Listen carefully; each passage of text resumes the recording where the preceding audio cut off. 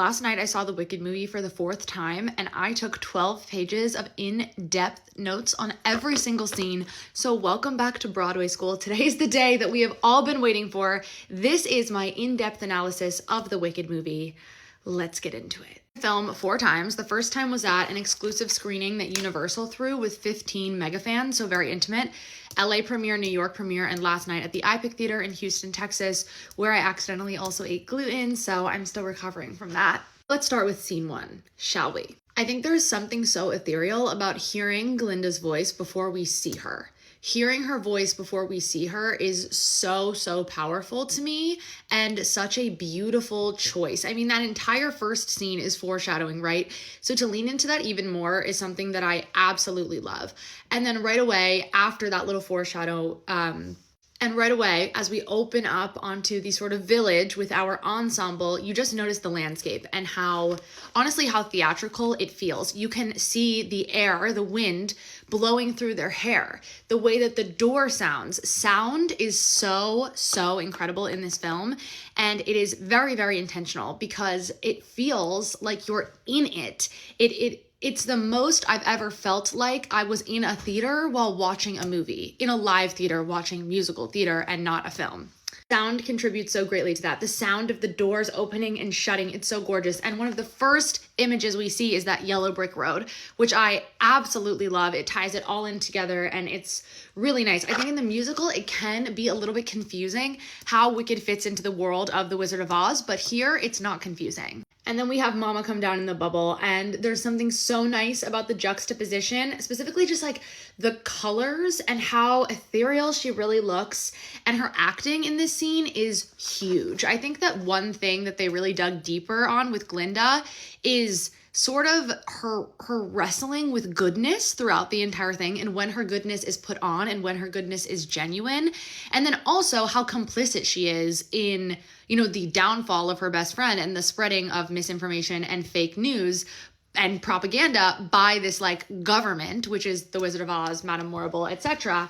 I think you can see the pain in her eyes in this first scene, and it's so good. Close-up is really used throughout, and I've written a lot about it in these notes, and close-up, especially on her face and facial expressions, is really important in this scene because she's singing, the wicked die alone, but she's also going to die alone because she's also wicked. Elphaba isn't the only one who is wicked. Glinda has made wicked decisions in tandem, and she will also die alone. She now does not have her best friend, does not have Fiyero. And then we move into this flashback of Elphaba's childhood. I think the scene, have another drink, my dark-eyed beauty, super lovely. But we move into this flashback of Elphaba's childhood, and the way that animals are utilized so seamlessly is so lovely because it really sets this idea that back in the day, animals were really prominent in all facets of society doing tons of things. But that being said, you do notice that they are constantly in service roles for the most part.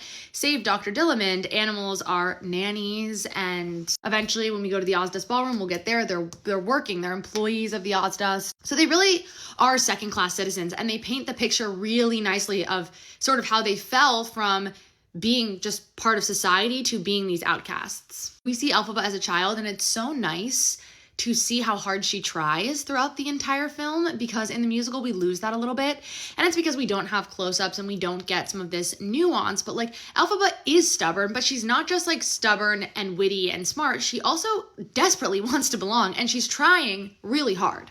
You can tell this little girl version of Elphaba, her heart's desire, if she ever met the Wizard of Oz, would be to be de-greenified. You can kind of tell that's what she's going through here, which is super interesting for where the film eventually goes. I'm already 4 minutes deep, and that was scene 1, so.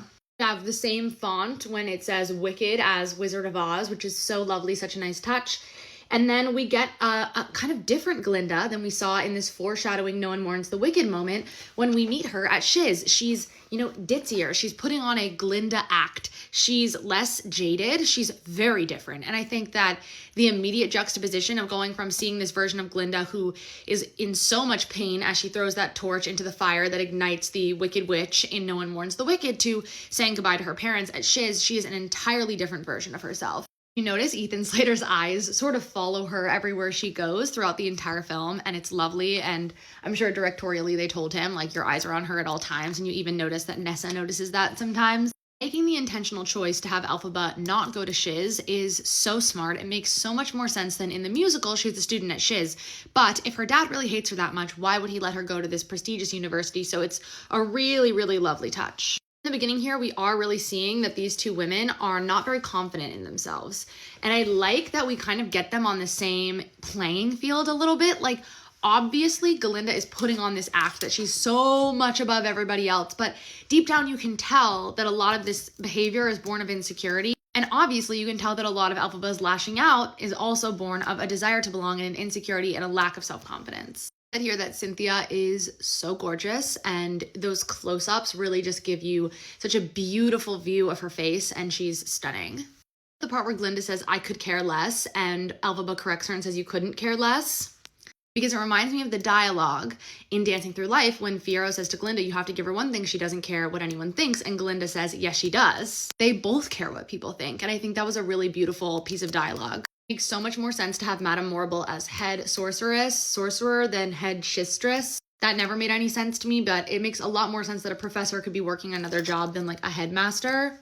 I love that Elphaba's glasses, the little like oval circle ones that she's wearing in the beginning, are very similar to Dr. Dillamond's glasses. Also like that they have Madame Morrible be a little bit more directionally unkind to Galinda than she is in the musical, because it helps to create the Elphaba-Galinda divide a little bit better. Madame Morrible is obsessed with Elphaba, taking her in like her own daughter, and she literally hates Galinda. When Elphaba crashes out and grabs her sister, says stop, and grabs her sister's wheelchair, and she goes up in the air and everything kind of like falls apart. It's a really nice touch that that plaque falls off the wall and there's like animals teaching behind it. Another way of showing, you know, this isn't how it always was.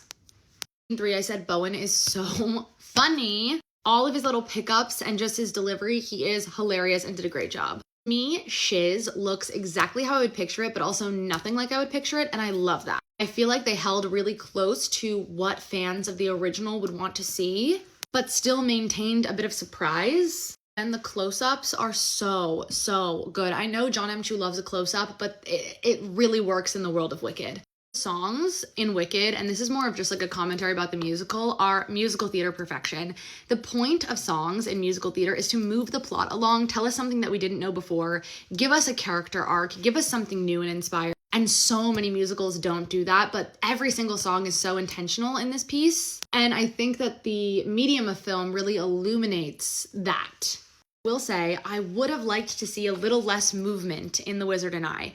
I think it does, the movement, the direction that she got clearly to like jump around and move around and run around shows that she like can't contain her excitement, but she's trying to stuff it down because she knows not to get her hopes up, because she never gets anything that she wants. So it shows that like childlike excitement for this childlike dream, but I would have liked a couple more moments to let her just sit with that moment, because I fucking love in the musical, and they did do this at the end, but I love that she's just like on stage by herself for the vast majority of the song, and it's such an intimate moment.